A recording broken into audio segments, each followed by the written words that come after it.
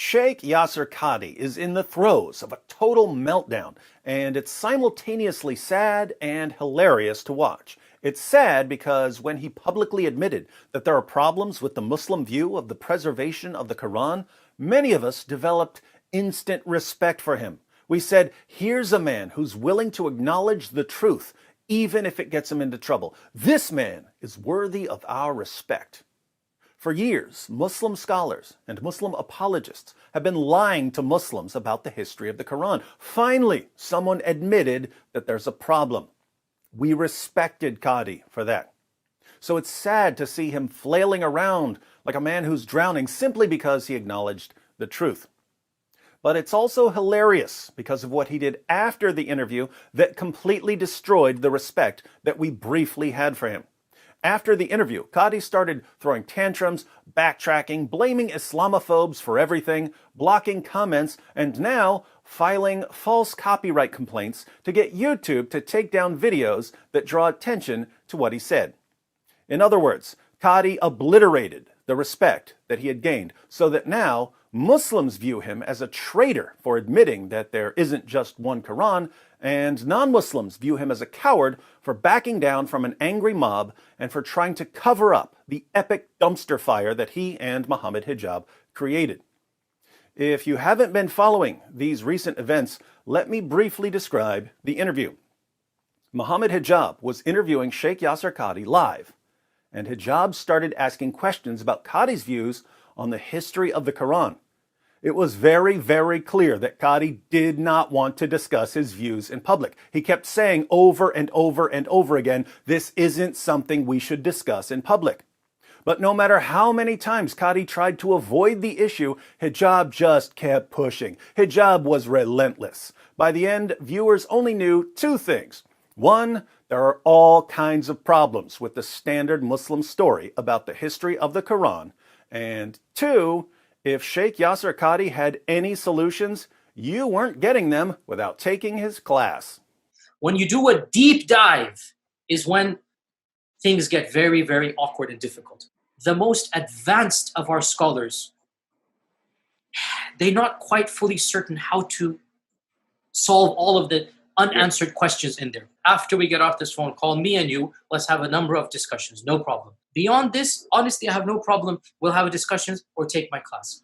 Not surprisingly, those of us who believe that Muslims need to hear the truth about their corrupt book started sharing clips from that interview. I first saw some clips on the Islam Critiqued channel, but very soon everyone was discussing Sheikh Yasir Qadi's demolition of the Quran. Muhammad Hijab received so many complaints from Muslims that he deleted the discussion from his channel. Yasir Qadi backtracked and pulled the Islamophobia card on his Facebook page.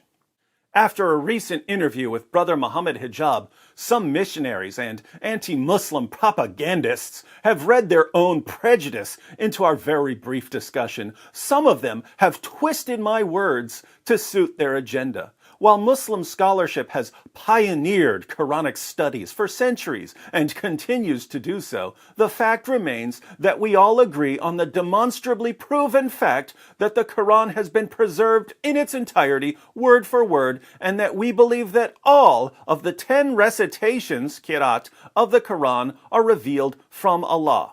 To see such Islamophobes try to read in an argument that no one amongst us ever made in order to prove their incorrect narrative is only demonstrating the unethical tactics they resort to.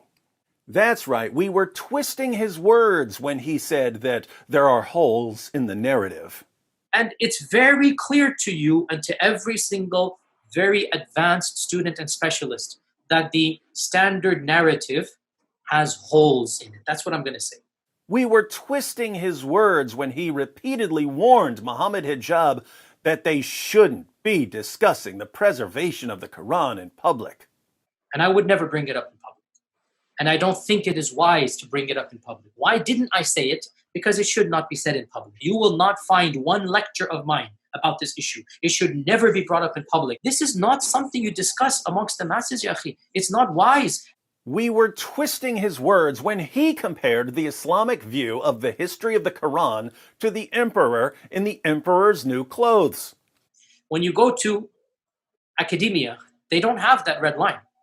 And they're going to just, the famous story of the emperor with no clothes. They're going to just point out, no, that doesn't make any sense. Well, that's not true, and this and that. And they'll bring issues, which I'm not going to mention explicitly, that are true because they're in your own books. They're not inventing anything new. If you've never read the story, the emperor was a naked moron. According to Sheikh Yasir Qadi, the Muslim view of the history of the Quran is stupid and naked. It's all our fault, ladies and gentlemen. That's why Muhammad Hijab had to delete the footage. I do find it interesting that Qadi complains about the unethical tactics of Islamophobes when he's the one who's displaying deceptive, unethical behavior. Not only did he close the comments section of his video to silence the Muslims who were saying that he was increasing their doubts about the Quran, he also started filing false copyright complaints against videos that showed the world what he said. 2 days ago, I posted a video titled Secrets of the Quran featuring Sheikh Dr. Yasir Qadi. The video contained a bunch of clips of Qadi saying, "This should never be discussed in public." Each of them followed by Jack Nicholson shouting, "You can't handle the truth!" Since that's basically what Qadi was saying. Yesterday, I received this YouTube copyright takedown notification. Who ordered YouTube to take down my video? Yasir Qadi. Qadi claims that I violated his copyright. The problem for Qadi is that my video doesn't come within 1,000 miles of violating his copyright because copyright law includes an exception for what's called fair use. If you're using short sections of a much larger work for purposes of education and criticism, you're protected under fair use. That's exactly what I did. Does Dr. Qadi know about fair use? Of course he does. He's a scholar. Every time a scholar quotes another person's book or lecture, he's relying on the doctrine of fair use. Dr. Qadi knows what fair use is. He knows I'm allowed to use clips from his interview. He knows I'm allowed to expose his claims. He knows I'm allowed to criticize his claims. He knows I'm allowed to make fun of his claims. And yet, he filed a false legal complaint to YouTube anyway, insisting that I violated his copyright. What does this mean? It means that Sheikh Yasir Qadi knowingly lied to YouTube in order to get my video temporarily removed. The video will be restored. I've already submitted the counter notification and said that I'm completely willing to go to court over this. If Qadi decides to take it to court, the case would be dismissed on day one with prejudice, and Qadi would have to pay my legal fees due to the frivolous nature of the claim. So, Qadi is simply lying in an effort to put a temporary band-aid on the injuries he received during his recent train wreck. Why would he do this? Only one reason. The man is a coward and a narcissist. He can't deal with criticism. He can't deal with controversy.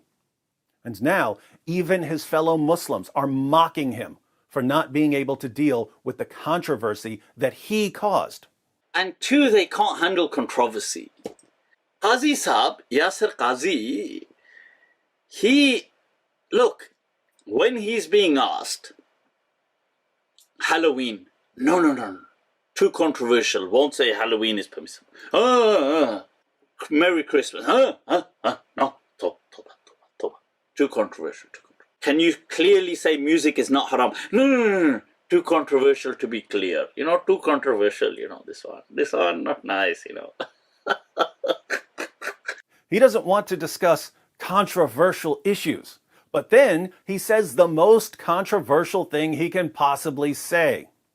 The first controversy he wants to begin with is the Quran isn't preserved.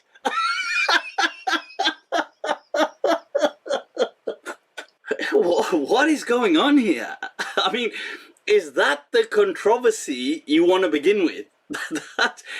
Things like Merry Christmas is too controversial. Halloween is too controversial. So you want to begin with that the Quran is not preserved.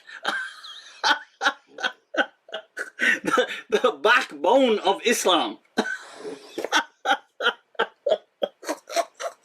If a Muslim scholar can't handle controversy and criticism, do you have any idea how hard it must be for him to watch his fellow Muslims laughing at him?